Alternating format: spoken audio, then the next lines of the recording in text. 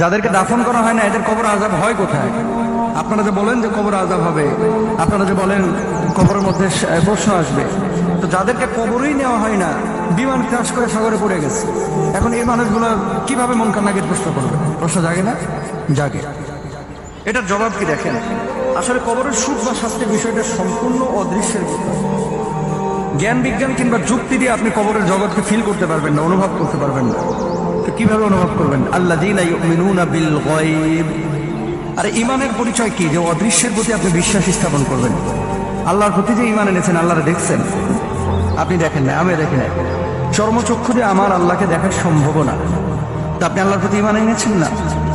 বাতাস আপনি দেখেছেন, ধরা যায়, ছোঁয়া যায়, বিশ্বাস করেন না যে বাতাস বলে কিছু আছে? সূর্যের আলো দেখতে পাচ্ছেন, ধরতে পাচ্ছেন না, ফিল করতে পারতেছেন, অনুভব করতে পারতেছেন, কিন্তু আকার আকৃতি দিয়ে বুঝতে পারতেছেন না। কবরের জিন্দেগির যে বিষয়টা, এই বিষয়টা হচ্ছে টোটালি একটা অদৃশ্যের বিষয়। ইসলামী শরিয়ায় মানুষ মারা যাওয়ার পরে যে বিষয়টি বলা হয়েছে যে তার রূহটা আসলে কবরে থাকে না, তার রূহটা দুনিয়াতেও থাকে না। তার রূহটা থাকে কোথায়? তার রূহটা চলে যায় হচ্ছে আলামে বারজাখে, হয় ইল্লিয়িনে যাবে অথবা সিজ্জিনে যাবে। এই দুইটা জায়গার যে কোনো এক জায়গায় যাবে। জাহান্নামে হলে এক পরিবেশে যাবে, জান্নাতে হলে আরেক পরিবেশে যাবে।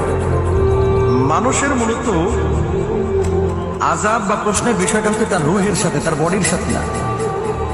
দেখেন, এই বডিটা ততক্ষণ পর্যন্ত দাম আছে, মূল্য আছে, যতক্ষণ পর্যন্ত রূহ নামক পাখিটা আপনার এই বডি নামক খাঁচার মধ্যে আছে।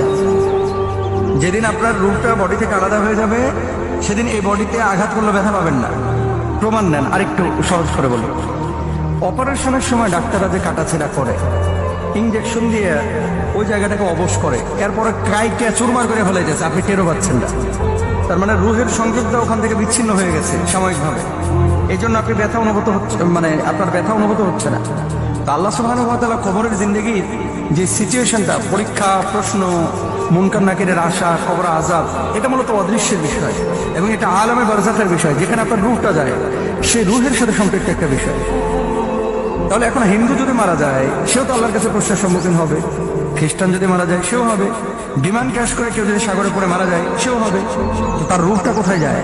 আল্লাহর কাছে ফিরে যায়।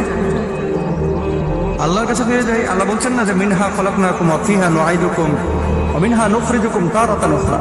তো আল্লাহর কাছে যখন যাবে, ওই রূহের উপরে অত্যাচার হবে, ওই রূহের উপরে জুলুম, আযাব হবে, ওই রূহের উপরে শাস্তি হবে, ওই রূহকে প্রশ্ন করা হবে, ওই রূহের আপনার যে পরিবেশ থাকবে, সিচুয়েশন বা যে মাকাম থাকবে, সেখানে তাকে সে প্রশ্নগুলো করা হবে।